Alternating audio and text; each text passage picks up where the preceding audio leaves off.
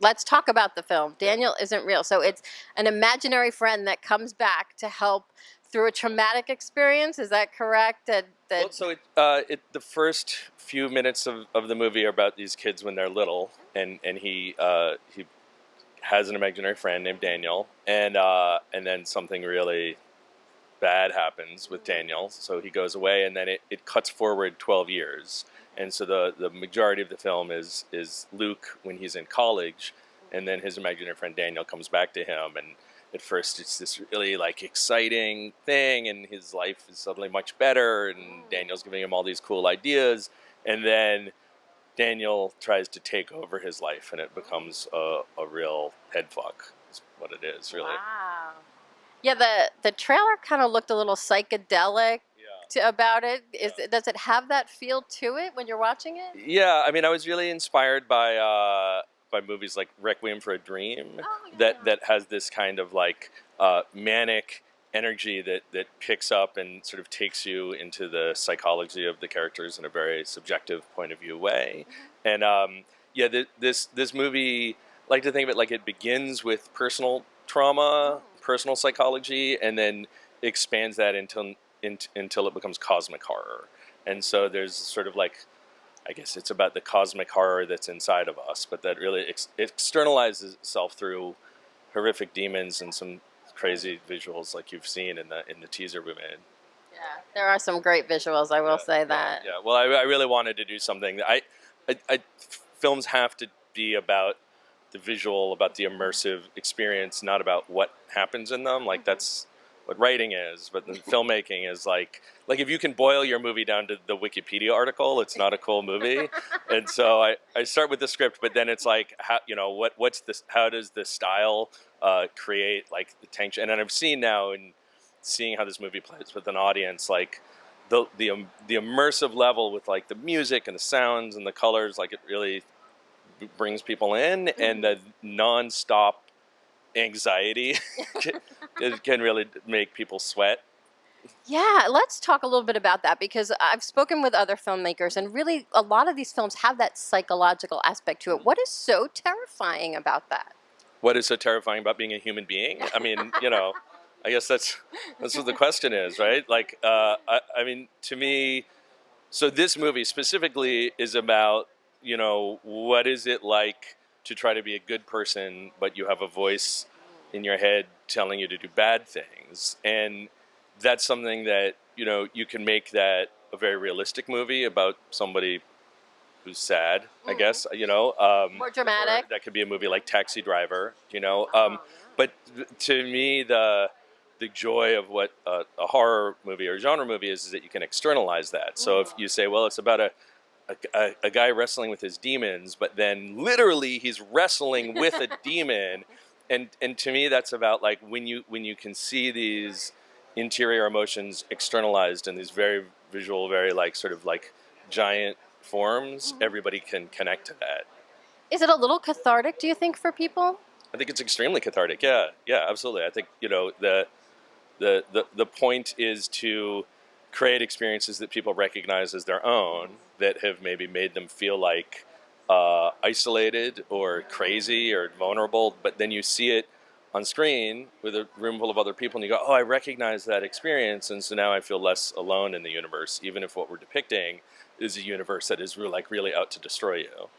So it's a little therapeutic in a way, it seems like, definitely. Sure, yeah.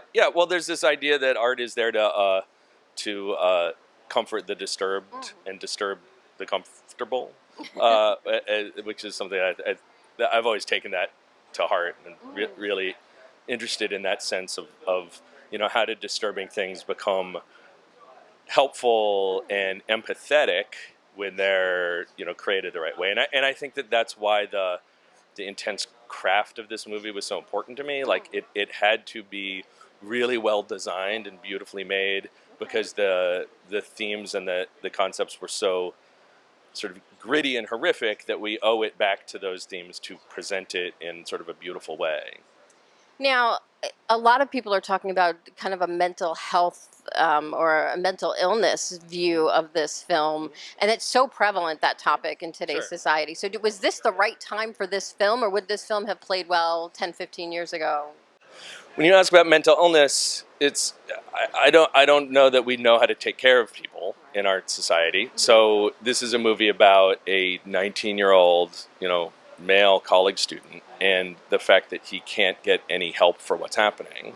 And that's something that I've experienced and I've witnessed for people that have been very close to me, that have been around me, and it's very evident that especially at this age, when I was younger, it was impossible to tell when somebody really needed psychological help, because you're 19 years old, and everybody who's 19 years old is kind of playing with what their identity is and expressing themselves in different ways and kind of acting like an asshole. And it's hard to tell the difference between that and somebody who really needs help.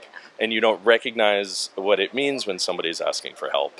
So I think that's something that's changing now, hopefully, because it's something that is such a prevalent discussion, right? But that is that's an aspect of what happens in this movie, is that there's nowhere for Luke to turn to because nobody really understands what's going on with him.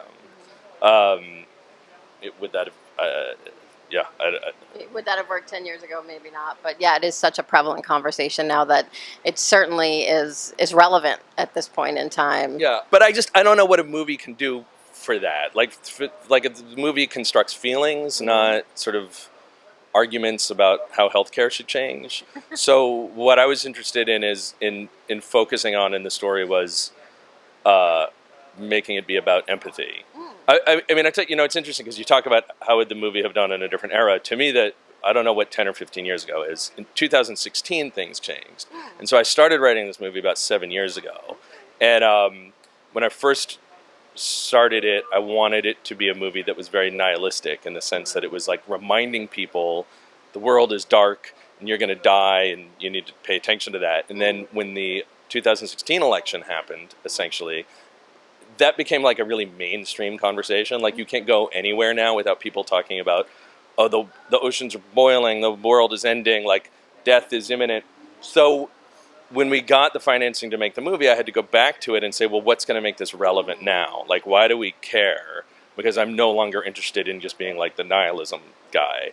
And what I found was that the answer to that question is, how can you recognize that the universe is the way it is, or that our society is the way it is, and still find empathy? And so that became really what was driving the movie. And I think that's a much more important theme to focus on than this idea of mental illness, which is a technical social issue. And what I was interested in is something that's thematically about empathy in the face of horror.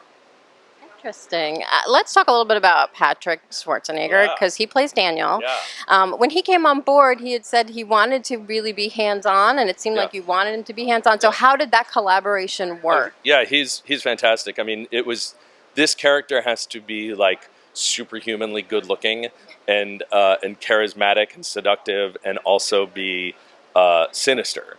And what's so wonderful about Patrick is that he just looks amazing. He's really skilled at looking amazing. Anytime we were getting ready to do a scene or set up a shot, he'd be saying okay, what lens are you using, and where, because he wanted to make sure that he looked perfect. And the first conversations we had about the character were all about sort of what is he going to look like? What does he wear? What's his hair like? Because I think it was important to Patrick to make sure to transform himself enough that he could step into the character and be the character, rather than just being himself, who already has sort of fans and, is so recognizable because of his name. And so it was really important for him to transform. And a lot of what was really interesting in working with him on the character is that because he's imaginary, and most of the characters in the movie can't see him, he has this freedom to do things that a character wouldn't normally be able to do. So he was able to sort of play with, doing and speaking and dancing and just sort of doing strange things. And finding, I think what we did through the rehearsal process in the beginning of the shoot was find an opportunity for him to have the freedom to do that. And so it got to the point where we'd start a scene and be like, can't wait to see what Patrick will do. And, he would do some crazy thing and it would really work. That sounds extremely collaborative. It sounds like it made wonderful impact on the film and the character itself. So, does that, as a filmmaker for you, does that make it easier, and how much more complicated does it make it in a sense? Oh no, that's the only way to do it. I mean, what I'm looking for. What I'm doing two things as a director. I'm like designing the container that the people will be in and making it look awesome, and then trying to find a way for it to be really lifelike. And so, no matter how much we rehearsed it or blocked it or anything, at the beginning of the day, we would start to work on a scene, and I'd throw it up in the air and be like, I don't know, what do you guys think we should do? Even though it had been so precision coordinated, right? Because you need them to just become alive and be real people. So if they're not willing to do that, you're really in bad shape. And it seems out like at least Patrick was certainly willing to do that, and with great results. Oh yeah, no, they all were. I mean, Miles, who plays Luke, Miles Robbins, who also is the child of celebrity. He's Susan Sarandon and Tim Robbins' son. Okay. And that was not by design, but it just worked out that these are the actors we get. He was so improvisational that he would, whole scenes would just become like hilarious comedy routines. And so if you look at the dailies for the movie, you would think like it's a crazy comedy. But that was sort of a way to, for him to inject life into it and find these little moments. Then when we edited it, we take most of that out, but there's still sort of like a lifelike quality. And same with Sacha Lane, who's like a brilliant, like very intuitive actress who, would just bring surprising things to the role all the time. So with all of these actors, we were in this, mode of like, what's going to happen? Like, how do we find what it is? And they all had tons of ideas all the time. Keeps you on your toes. It makes me happy. That's the goal. That's what I mean, you actually have to, I think you have to spend your energy trying to make sure that actors will do that, not pulling them back from that. You need to make sure that they are like living it and not sort of showing up and saying the lines. And what's next for you at this point after this film? I have another movie that I'm hoping to do with Spectre Vision, which were the guys that produced this one, Elijah Wood's company. We have something, I can't talk about it yet, but it's like a science fiction crime, very, very cool, sort of a slightly different direction for me, but we're hoping that we can get that together soon. Sounds wonderful. Well, we cannot wait, and congratulations on Daniel Isn't Real. 92% on Rotten Tomatoes right now. That's got to feel good. That's amazing. I don't know who that 8% is. I got to talk to them.